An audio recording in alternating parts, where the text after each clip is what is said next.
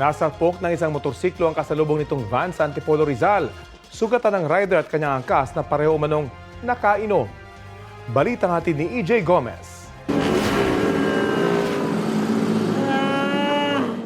Nakahandusay ang 27 anyos na rider na ito sa Marcos Highway sa Barangay Santa Cruz, Antipolo City, pasado alas 2 ng madaling araw kanina. Bumangga kasi siya at kanyang angkas sa kasalubong na van sa pababa at pakurbang bahagi ng kalsada. Bumagsak na lang sa harapan namin yung tao eh. Tapos tinignan namin. Akala ko patay na kasi hindi na gumagalaw. May kalabog. So alam ko na po na aksidente yon. Yung nakamotor is nakaandusay siya dyan. Tapos yung kasama niya nandun sa likod ng kotse. Ang layo nung tinapon nung driver at saka nung angkas. Dahan-dahang nilagyan ng neck brace ang rider. Nilagyan din ng splint ang na-injure niyang paa.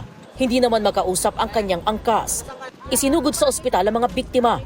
Sa lakas ng impact, nagkawasak-wasak ang ilang bahagi ng motorsiklo at natanggal pa ang gulong.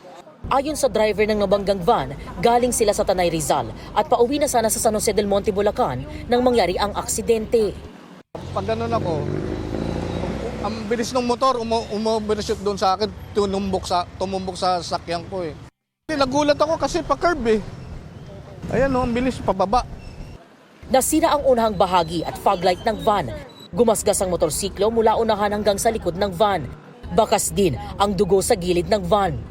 Ayon sa kaanak na sakay ng isa pang motorsiklo at kasamang bumabiyahe ng mga biktima, nakainom daw ang mga kasama niya. Kakain. Ano po? Kakain po. Kakain? Kakain dapat saan? Sa Antipolo? Hindi naman nakaupo to. Ayon sa barangay, accident-prone area ang pinangyarihan ng insidente. Kasi kaya kurbada siya, tapos mabilis yung mga motor na magpatakbo, lalo na mga lasing sila. Nakikipag-ugnayan po ang aming barangay sa investigasyong ito. EJ Gomez, nagbabalita para sa GMA Integrated News.